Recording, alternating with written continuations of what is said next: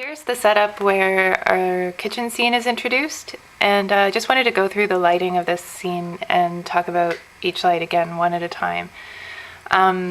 Originally when Marcus and I were talking about what to do here, some of the initial conversations were about whether or not the lighting should be realistic, whether it should be dramatic. And of course, since this is a theater, we decided it would be best to go for a dramatic effect. So that means we're not really talking about what time of day this is, whether to make the lighting realistic, whether the lighting coming through that little window should be, daytime or nighttime. It was more about creating a mood and a style.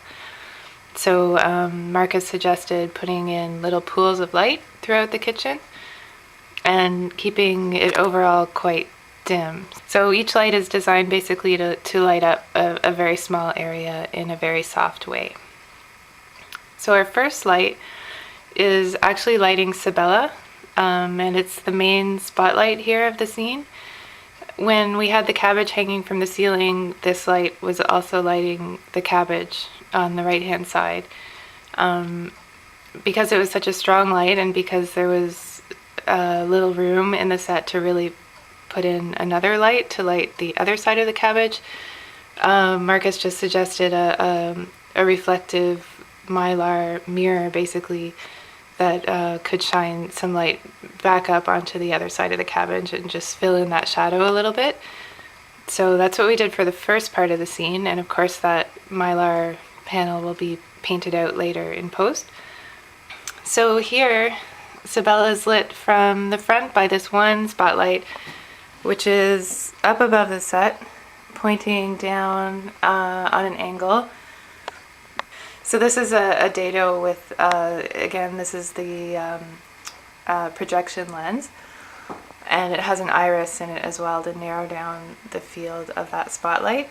And it's been warmed up with some orange gels. It's a very narrow spotlight that's basically just coming down and hitting Sabella from the front. In the back, there's another spotlight basically doing a similar thing up here, and this is an airy with a snoot on it, and again some more warm gels and a very tiny opening on the snoot, and this is just coming down again on an angle and filling in the back of the spotlight.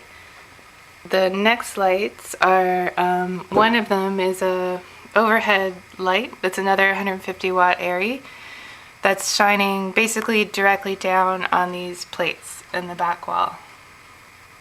So let me just show you this light. So looking at the side of the set, this light is directly above. Here it is.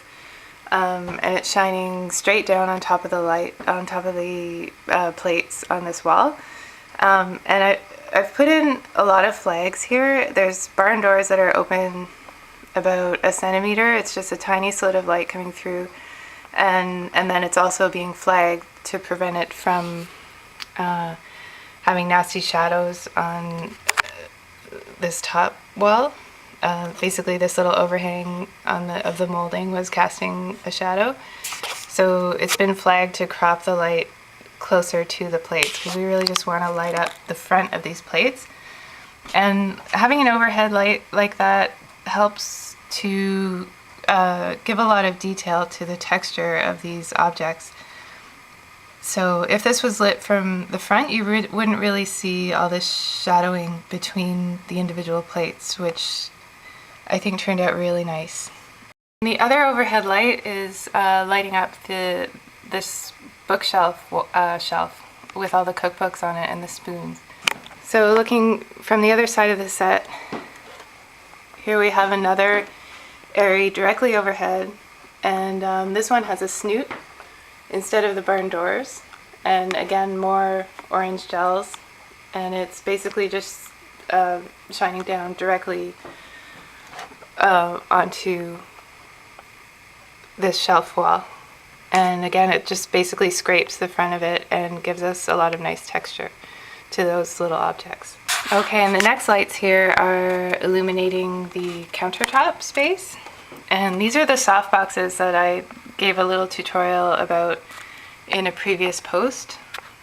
These are made really cheaply out of a halogen light and some foam core, and then some gridding at the bottom. So the gridding just helps direct the lights straight down. And basically these lights are built to be the same size as the countertop because we just wanted to light up that one area. And we were really careful about the spread of this light. It shouldn't be going too far beyond the countertop, but we wanted it to scrape the front of the countertop because there was that nice detail in the handles. And the same thing over here. We have a second softbox that's about the same size, and it's just directly over top of this countertop as well. And I really like the way it creates a lot of nice texture in the not only the handles, but here we have the little towel, and you can really see the fabric with the way that that light scrapes down the front of it. The third softbox, this one's a little bit differently. It's built a little differently. It's actually an airy light with a box on top of it. So the box is just clipped onto the barn doors of that light. And it's the same idea, the same construction. It's a foam core that's been taped with aluminum tape, and there's a layer of diffusion paper inside of it and some gridding that allows it to shine straight down. So this one is lighting up this corner of the room with the chair, the plant, and the little notepad on the side of the fridge. So the overhead light just gives a really nice glow and allows us to see all these textures without having too many harsh shadows, which is the awesome thing about soft light. Okay, one of the next lights is a really subtle light. In this scene, it's actually lighting up the pot on the stove. It's just adding a really tiny highlight to the right hand side. And this is because the stove, or the pot, was a pretty important part of this kitchen setup, and it was in total darkness the way it was lit from above. So we just put in a light in front of the set that's just hitting it at about a 45-degree angle. And this light it's really heavily flagged. Again, it's just letting out a tiny slit of light. Okay, the next two lights are really just for the pan. That we have a whip pan into this scene, and that again is to connect to the previous scene that has a whip pan at the end. Those two pans are going to be seen together in post. But so this is the same wall that we had in the previous scene's whip pan. It's being lit by a dado with barn doors that are really just open a slit, and they're blasting on this white card, basically just to shine up a little bit of light onto the wall.